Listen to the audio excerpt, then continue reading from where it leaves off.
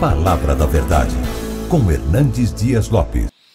Eu quero compartilhar com vocês hoje o Salmo 139. Peço que você abra sua Bíblia comigo nesse texto. Salmo 139.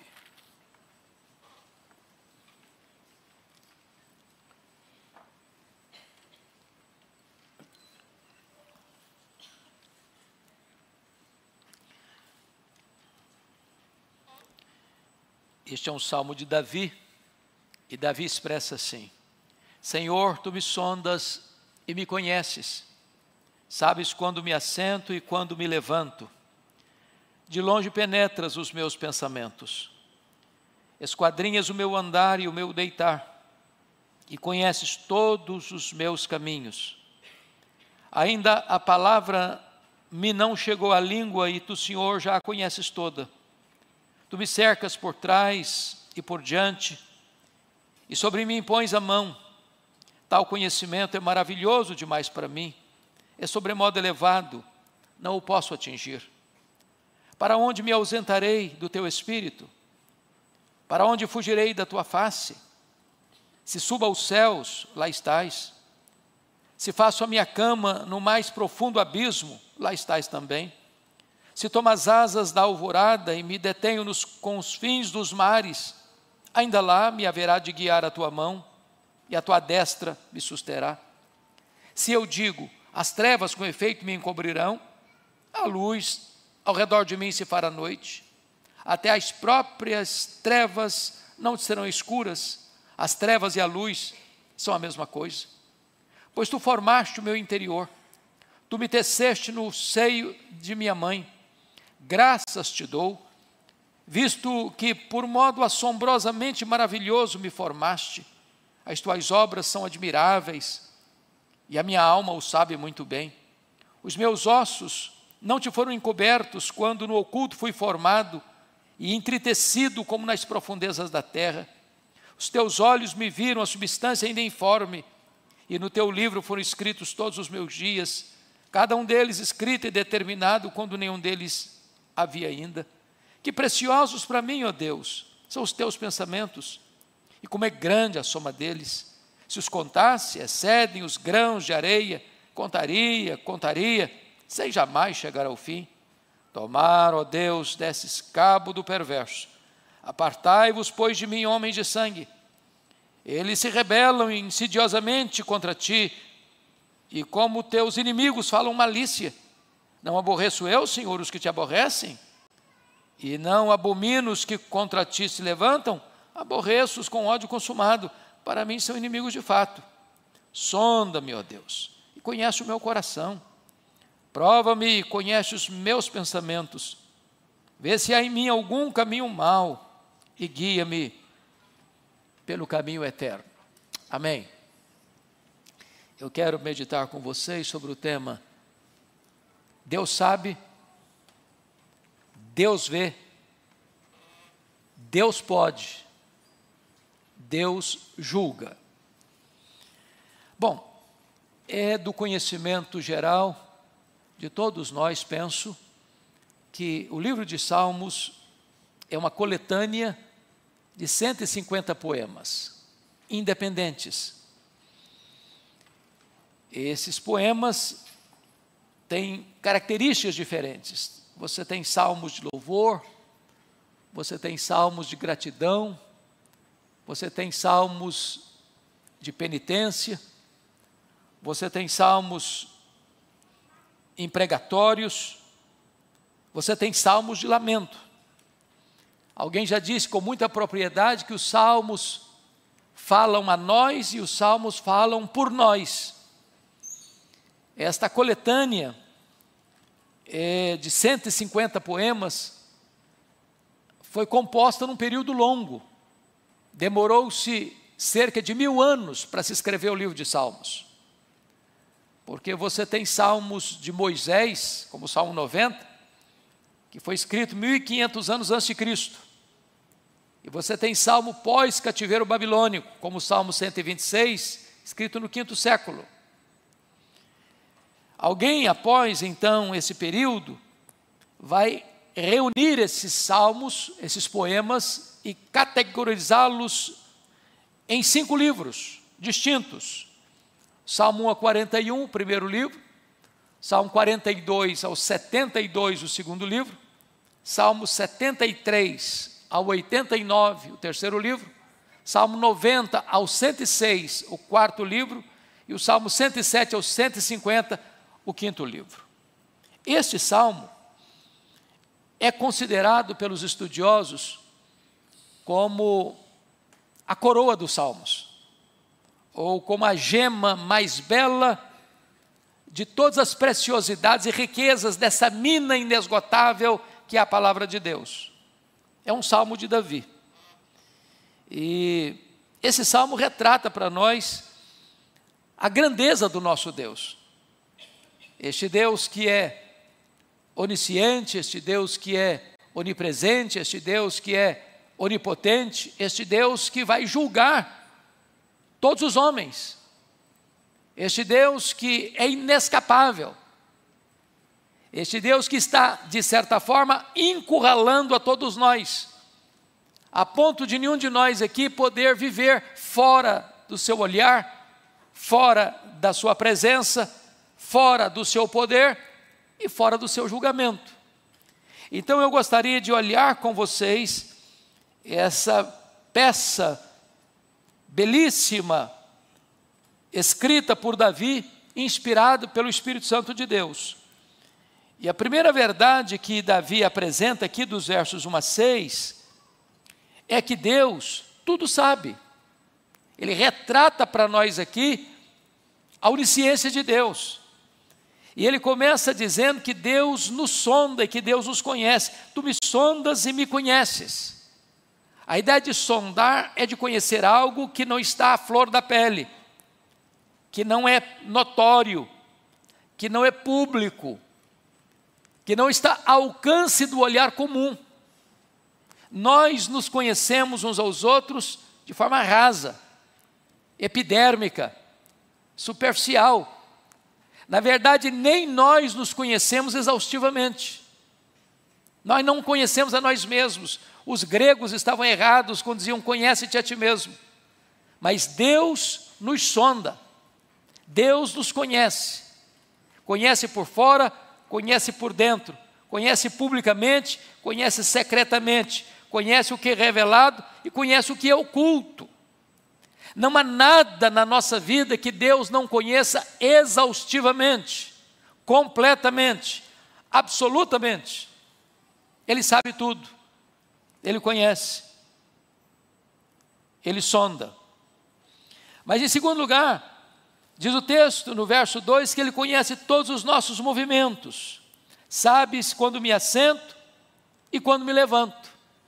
A ideia aqui é que Deus conhece a fase passiva do assentar e conhece a fase ativa do levantar. Ou seja, a dinâmica da vida está incluída aqui, é levantar e assentar, é assentar e levantar. Ou seja, não há nada que Deus não conheça da sua vida, mesmo quando você está descansando, mesmo quando você está trabalhando. Não há setor da sua vida que Deus não investigue exaustivamente. Você está encurralado por Deus. Quando você levanta, Ele está do seu lado. Quando você vai, Ele está do seu lado. Quando você volta, Ele está do seu lado. Quando você trabalha, Ele está do seu lado. Quando você descansa, Ele está do seu lado. Não há forma de você fugir dEle. Ele sabe tudo. Mas ainda, notem vocês que o texto diz que Ele conhece todos os nossos pensamentos. De longe penetra os meus pensamentos. Eu acho isso incrível. Porque nem nós conhecemos muito bem isso. Os nossos pensamentos são muito voláteis e muito rápidos. Os estudiosos dizem que passam pela nossa mente em torno de 10 mil pensamentos por dia. Se você me perguntar o que eu pensei ontem, eu não sei te dizer. Pelo menos eu não sei dizer todos os pensamentos que eu tive ontem. Nem que eu tive hoje. Mas Deus conhece todos os nossos pensamentos de longe. Eu nem pensei ainda, já sabe. O que Davi quer mostrar para nós é que dentro do campo da onisciência de Deus, não há nada em nós que esteja fora do alcance do conhecimento de Deus. Não tem como você escapar desse conhecimento. Você está encurralado por esse Deus que tudo sabe, que tudo conhece. Pensamentos bons, pensamentos ruins, pensamentos limpos, pensamentos sujos, pensamentos que você gostaria de ver publicados, pensamentos que você pagaria tudo para não ser revelado. Deus conhece. O que mais me espanta nesse conhecimento de Deus é que Ele, apesar de me conhecer tão exaustivamente assim, Ele ainda me ama. Apesar de conhecer você como de fato você é, e não como você aparenta ser, ainda Ele ama você. Mas prossigamos. No verso 3 ele diz: esquadrinhas o meu andar e o meu deitar, e conheces todos os meus caminhos. E a ideia novamente de esquadrinhar é a ideia de sondar. Esquadrinhar é ir lá fundo, lá no âmago, lá nas áreas mais escuras ou escondidas. É como se Deus abrisse todas as gavetas secretas, todos os arquivos secretos, como se não houvesse de fato nenhuma área da nossa vida que não estivesse sendo devassada, descoberta, conhecida, examinada, perscrutada pelo conhecimento de Deus. Todos os meus caminhos, não alguns deles, caminhos retos, caminhos tortos, caminhos largos, caminhos estreitos, conhece tudo. Mas quando você avança, veja você, versículo 4, ele diz assim: ainda a palavra me não chegou à língua, e tu, Senhor, já a conhece toda. Os estudiosos da oratória dizem que qualquer pessoa que fala em público, ela tem no seu inconsciente 8 palavras no gatilho. Quando você profere uma palavra, o seu inconsciente já enfileira mais 8, que vão ser faladas, que não foram proferidas, que vão ser apresentadas, porque se não for assim, você não teria fluxo de ideias, suas ideias ficariam obscuras, você tropeçaria, você gaguejaria. O que é maravilhoso é que Deus conhece as palavras que eu profiro, Deus conhece as palavras que estão no gatilho do meu inconsciente.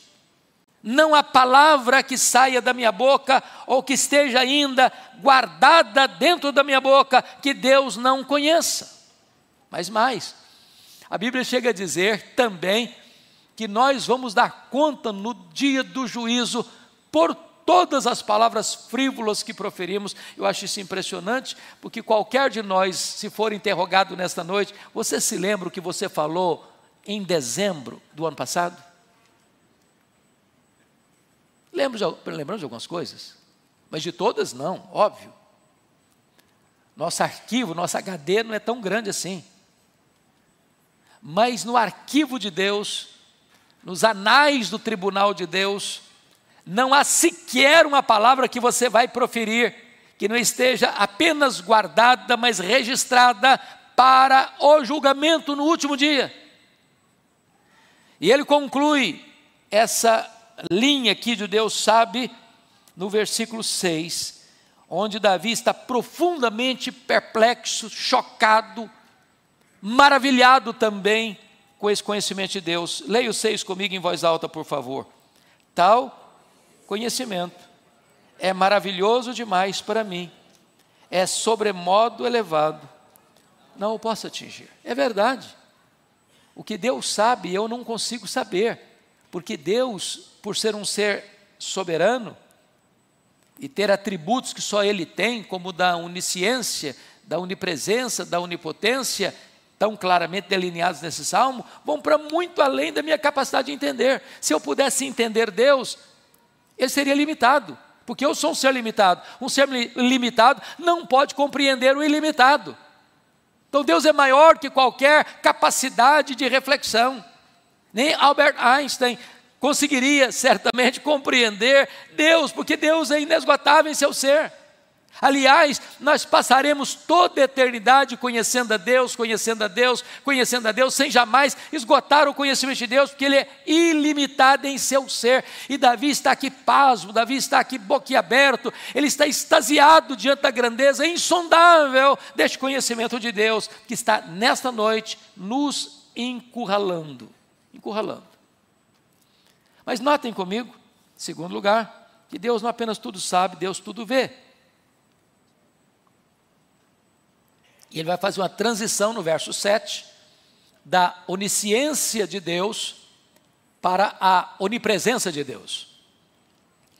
Porque talvez a pergunta é essa: já que Deus sabe tudo, será que eu consigo ir para um lugar que Deus não me veja? Será que eu consigo me esconder em algum canto que Ele não me investigue?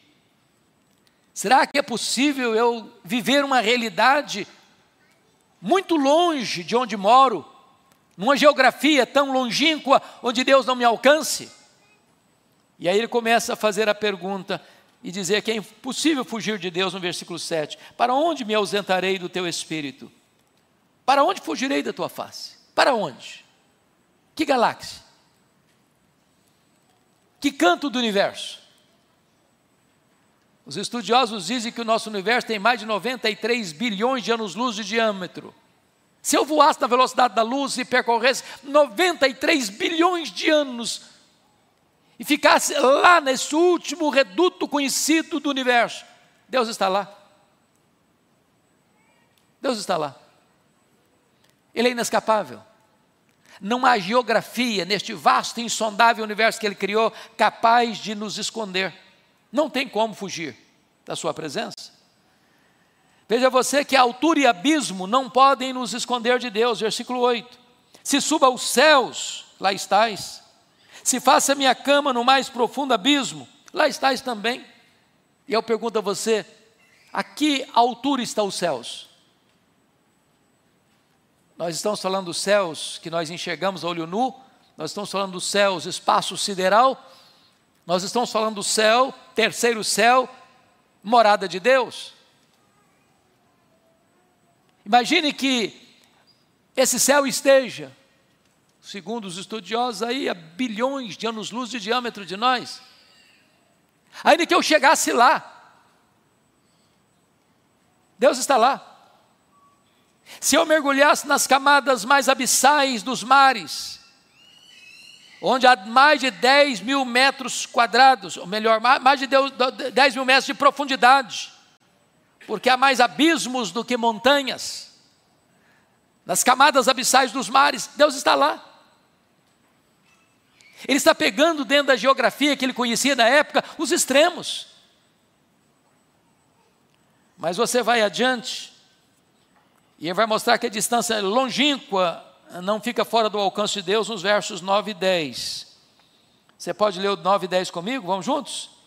Se tomo as asas da alvorada e me detenho nos confins dos mares, ainda lá me haverá de guiar a tua mão e a tua destra me susterá. É bem verdade que quando Davi escreve esse texto, havia mundos desconhecidos.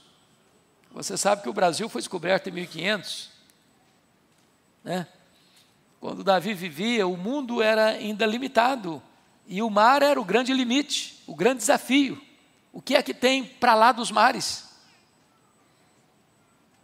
E ele está dizendo aqui que se ele tomasse as asas da alvorada, para deter-se nos confins dos mares, em terras desconhecidas, não descobertas, não exploradas, Deus estaria lá. Não só estaria lá, a mão de Deus haveria de guiá-lo. Ainda mais do que isso, a mão de Deus, a destra de Deus, haveria de sustentá-lo. Esse Deus é inescapável. Essa é a ideia que Davi quer apresentar para você e para mim.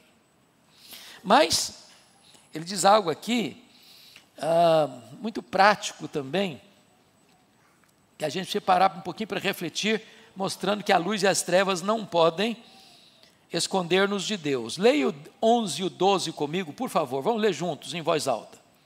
Se eu digo, as trevas, com efeito, me encobrirão, e a luz ao redor de mim se fará noite, até as próprias trevas não serão escuras. As trevas e a luz são a mesma coisa. Aí ele retrata a tolice nossa de tentar fazer alguma coisa escondido, né? Adão e Eva tentaram se esconder atrás das árvores.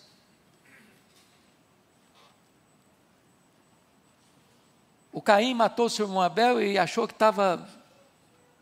tinha cometido um crime perfeito, que ninguém ia descobrir. O Acã roubou objetos que não deveria pôr a mão, escondeu na sua tenda e achou que estava tudo resolvido. O Davi mandou chamar Batseba e entrou para a suíte real, imperial, fechou a porta, achou que estava tudo pronto, ninguém viu, ninguém descobriu. E a tolice de pensar que ao fechar a porta você se escondeu, ou apagar a luz você se escondeu, ao cometer um erro, um deslize, um pecado, um crime, e esconder dos olhos e das testemunhas humanas, está resolvido? Não. Alguma coisa que é feita em secreta na terra é um escândalo público no céu. Deus tudo vê, Deus tudo conhece, Deus tudo sonda. Para Ele, luz e trevas é a mesma coisa. Se apaga a luz, eu não vejo. Se apagar a luz, Deus está vendo que Ele é luz. Nada está oculto diante dos seus olhos. Ele tudo conhece, Ele tudo vê. Mas notem comigo que agora Davi vai fazer uma terceira transição. Ele vai fazer a transição agora da onipresença de Deus para a onipotência de Deus. A partir do versículo de número 13. E ele vai mostrar que esse Deus que é onisciente, que sabe tudo, esse Deus que é onipresente, está em todo lugar, é o Deus que tudo pode, porque Ele é onipotente. E como é que ele destaca a onipotência de Deus? Veja com você, primeiramente, que ele diz que Deus os formou, versículo 13, pois tu formaste o meu interior, tu me teceste no seio da minha mãe. E eu queria só parar para pensar um pouquinho aqui, porque essa é uma matéria hoje em discussão no mundo atual. Inclusive quando se discute hoje nas casas legislativas e às vezes até nas cortes egrégias do nosso país, essa questão de permitir o aborto e até quando permite, até a terceira semana, até quando começa, é uma discussão que está aí em pauta, dos juristas, dos legisladores, dos médicos. E para Davi, a vida começa verdadeiramente na concepção. Muitos estão dizendo que um zigoto, um embrião, um feto é uma massa humana. Não, à luz da palavra de Deus, é uma pessoa humana. Veja você que Davi está sendo tratado aqui como uma personalidade, como uma pessoa. Ainda quando era uma massa informe, ainda quando não era um corpo plenamente formado. Mas Deus o tratava como um ser humano. Isso é maravilhoso, irmãos, porque o corpo humano é algo de uma beleza, de uma complexidade tão grande, que Rivalico Dominico disse que o corpo humano é uma espécie de galáxia viva. Você é um ser tão complexo quanto uma galáxia. Marshall Nirenberg diz que você tem cerca de 60 trilhões de células vivas no seu corpo. E em cada uma dessas células você tem 1,70 m de fita DNA, onde estão gravados e computadorizados todos os seus dados genéticos. Se você espichar essa fita do seu corpo, a fita DNA, você tem 102 trilhões de metros de fita DNA. Você tem 102 bilhões de quilômetros de fita DNA no seu corpo. O seu corpo é algo extraordinário, magnífico, maravilhoso. E é exatamente isso que ele está dizendo. Tu formaste o meu interior e me teceste no seio da minha mãe. A complexidade da vida. Então, a vida não pode ser banalizada. Você não pode considerar um ser que ainda não nasceu como uma pessoa, há algum tempo, se referindo a isso, diz que o feto é como uma verruga pestilenta que a mãe pode e deve arrancar do seu corpo se ela não o quer. Não é assim que a Bíblia entende, não é assim que a Bíblia ensina, não é assim que a ciência e que a biologia ensina. A vida começa verdadeiramente na concepção. Então, esse texto aqui é um texto que não apoia a ideia do aborto, que é contrário à ideia do aborto, porque é exatamente que mostra que Deus é o autor da vida, e o autor da vida desde a sua concepção. Mas vejam vocês, que Deus não nos trata como um ser humano, aliás, Deus nos trata como um ser humano, já na fase embrionária da vida. Olha o versículo 15 e 16, parte A comigo. Pode ler comigo? Vamos juntos?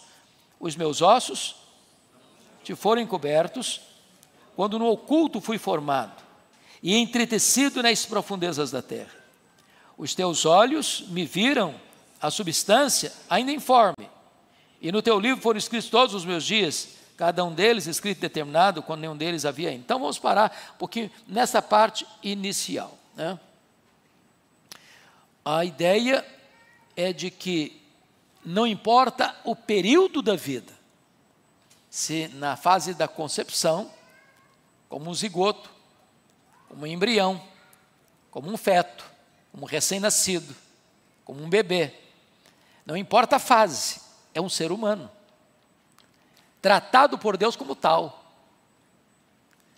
E Davi ilustra o poder de Deus nesta maneira tão assombrosamente maravilhosa, como Deus nos entreteceu no ventre da nossa mãe. Eu me lembro, e até fui às lágrimas, eu confesso, no dia que eu e o Edson, o pai da Renata, fomos ao médico, e ele nos mostrou, ele disse: está vendo esse pontinho? Parecia um ciscozinho, um pontinho bem pequenininho quase, que não dava para ver, e ele disse para nós assim, para os dois avós: esse pontinho aqui é o neto de vocês. E as lágrimas começaram a rolar, a emoção veio, porque o que veio à minha mente: meu Deus, como o Senhor é maravilhoso, nesse pontinho aí, que eu quase não enxergo, está toda a potencialidade da vida, está toda a potencialidade de um ser humano pleno, e desse pontinho aí Deus vai desenvolvendo, e desenvolvendo, e desenvolvendo, e em 9 meses nasce um bebê, belíssimo, com todos os seus órgãos feitos. Isso é um destaque do poder de Deus, do quanto esse Deus é poderoso. Mas agora, olha comigo o verso 16b, que nós já chegamos a ler, quando ele trabalha que esse conhecimento de Deus, essa presença de Deus e esse poder de Deus, não é encerrado ali na formulação do corpo humano, mas também dos dias pela frente, porque está escrito assim: e no teu livro foram escritos todos os meus dias, cada um deles escrito e determinado, quando nenhum deles havia ainda. Obviamente, isso não faz de Deus o agente moral das nossas más escolhas. Ninguém tem, à luz desse versículo, direito: não, eu fiz bobagem, eu estraguei minha vida, eu arruinei minha vida, eu joguei minha vida fora, eu joguei minha vida no lata do lixo, porque os meus dias já estavam escritos e determinados, eu não conseguia sair disso. Pronto. Deus é o responsável por isso. A mesma Bíblia que ensina para nós a presciência divina, também ensina para nós a responsabilidade humana, e o fato de Deus saber não significa que o homem não é responsável pelas suas escolhas, pelas suas decisões. E é por isso que a Bíblia está cheia de exortações e orientações para nós levarmos Deus a sério, para nós honrarmos a Deus, para nós obedecermos a Deus, para nós olharmos a vida dentro da perspectiva de Deus e experimentarmos o melhor desta terra para nós. Mas o fato é, Deus está no controle de todo o universo. Deus está no controle da sua vida, desde aquele pontinhozinho que você quase não enxerga. Ali está a vida. Ali se desenrola a vida a partir dali. todos os seus dias estão debaixo do conhecimento deste Deus Todo-Poderoso. Então, qual a conclusão de Davi, mais uma vez? É ficar extasiado. Olha comigo, por favor, a partir do versículo 17 e 18. Vamos ler o 17 e 18? Vamos lá? Que preciosos para mim, ó Deus, são os teus pensamentos. Como é grande a soma deles. Se os contasse, excedem os grãos de areia. Contaria, sem jamais chegar ao fim. Veja você que ele está fazendo a mesma conclusão do verso 6. No verso 6, depois de contar para nós sobre a onisciência de Deus, ele desabotou a sua alma para exaltar a Deus nesses termos: tal conhecimento é maravilhoso demais para mim, é sobremodo elevado, não o posso atingir. É o mesmo sentimento agora, diante da onipotência de Deus, versículo 17 e 18, que preciosos para mim, ó Deus, são os teus pensamentos, como é grande a soma deles.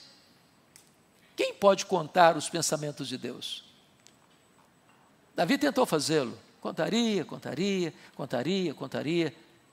sem jamais chegar ao fim. E ele usa uma expressão: excede os grãos de areia. A Bíblia usa muito essa expressão, grãos de areia e estrelas dos céus, né? São as duas formas incontáveis que a Bíblia usa para ilustrar uma coisa muito grande. Às vezes se usa figura hiperbólica, como a areia do mar, como as estrelas dos céus.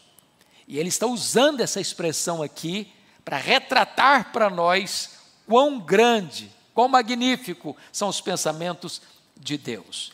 Bom, mas agora ele vai levar-nos à conclusão, quando ele, a partir do verso 19 ao 22, esse Deus que tudo sabe, que tudo vê, que tudo pode, esse Deus que é onisciente, é onipresente, é onipotente, é o Deus que julga. Que julga. Você pode ler os versos 19 e 20 comigo? Vamos juntos? Tomara, ó Deus, desses cabo do perverso, apartai-vos de mim, homens de sangue. Eles se rebelam insidiosamente contra ti, e como teus inimigos falam malícia. O que Davi quer apresentar para nós é que a rebeldia contra Deus é uma consumada insensatez. Porque se Deus é o que ele está dizendo que ele é, e Deus é mesmo, então afrontar esse Deus, insurgir-se contra esse Deus, rebelar-se contra esse Deus, ir na contramão da vontade desse Deus é tolice.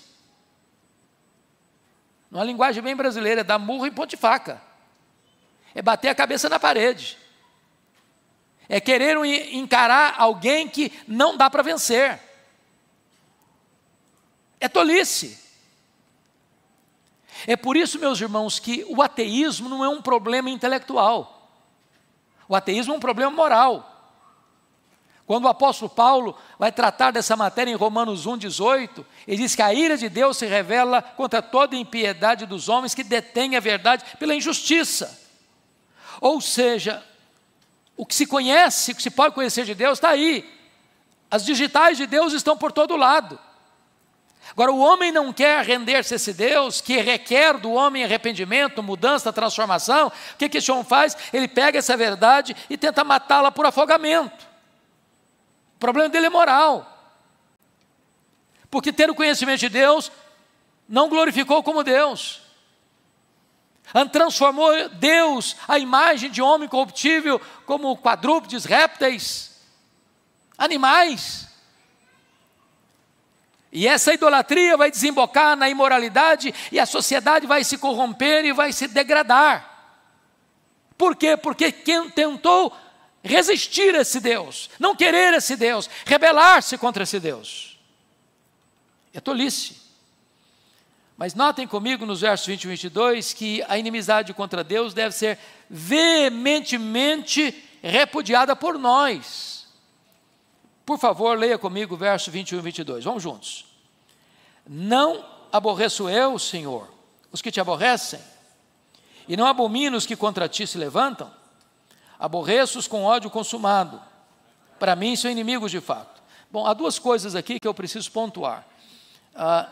O que Davi está dizendo aqui não é que você não vai amar o seu inimigo. A Bíblia nos ensina a amar os nossos inimigos, orar por eles.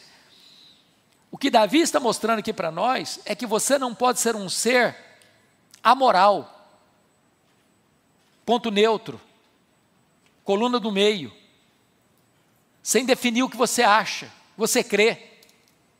Você não pode aplaudir o erro, você não pode se deleitar no erro, você não pode ter aceitação passiva daquilo que afronta Deus. Aquilo que afronta Deus deveria afrontar-nos também.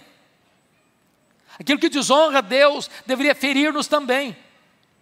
O que Davi está dizendo é que ele não pode se deleitar naquilo que está desonrando a Deus, afrontando a Deus, zombando de Deus. E numa sociedade, irmãos, pluralista, numa sociedade da ditadura do relativismo, numa sociedade que não tolera princípios de valores absolutos, numa sociedade que escarnece da virtude e aplaude o vício, a igreja precisa ter esse sentimento da santidade de Deus e resistir o que é mal, e não aplaudir o que é mal, e não concordar com o que é mal, e não dar aceitação passiva ao que é mal, não se conformar com este século. É isso que Davi está claramente pontuando aqui. Bom, mas vamos então à conclusão do texto. Porque, se vocês notaram, a ideia que Davi quer passar é que nós estamos encurralados por Deus. Deus sabe tudo, Deus está em todo lugar, Deus tudo pode, e Deus a todos julga. Davi, como é que conclui esse salmo? Ele conclui esse salmo dizendo que nós estamos encurralados pelos nossos próprios pecados. Veja comigo os versos 23 e 24. Vamos ler juntos, por favor?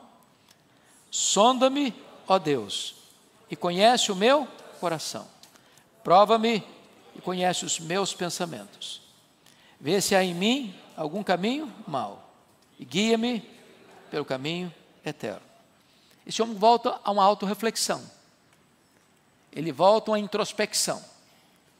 Ele volta a fazer uma viagem rumo ao seu interior.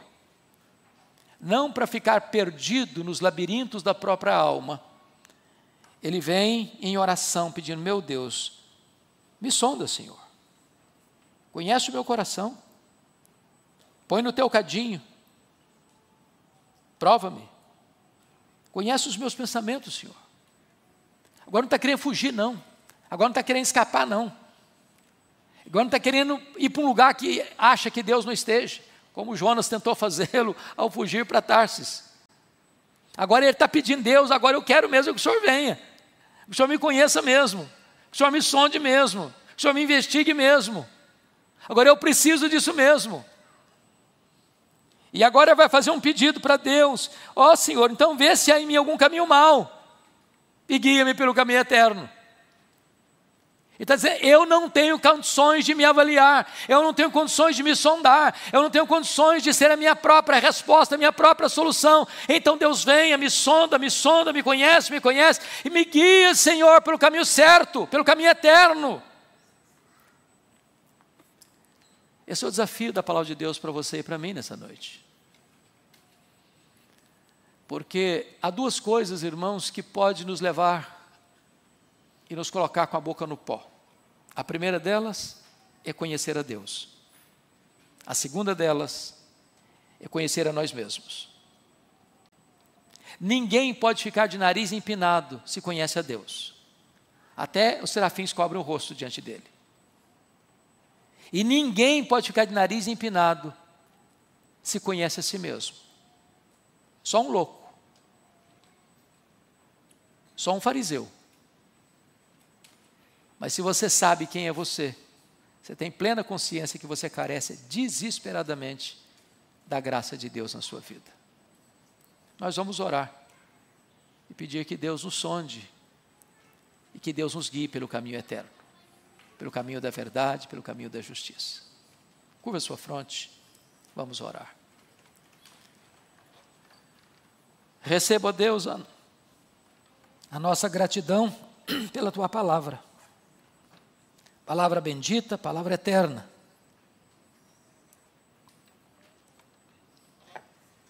Palavra que entra no nosso coração como uma espada de dois gumes. Hoje reconhecemos, Deus, à luz desse texto, que tu sabes todas as coisas, tu vês todas as coisas, tu podes todas as coisas, tu julgas todos os homens. Não há como fugirmos, escaparmos deste encurralamento celestial. Mas também reconhecemos, Deus, que apesar de nós, tu nos amas. E apesar de nós, tu não nos descartas. Tu és o Deus de toda graça e o Deus de toda misericórdia. Que apesar de conhecer-nos e conhecer-nos de forma exaustiva, ainda nos amas. Nos perdoas. Ah, Senhor, isto é maravilhoso. Porque a tua graça é mais profunda do que o nosso pecado. O teu amor é insondável.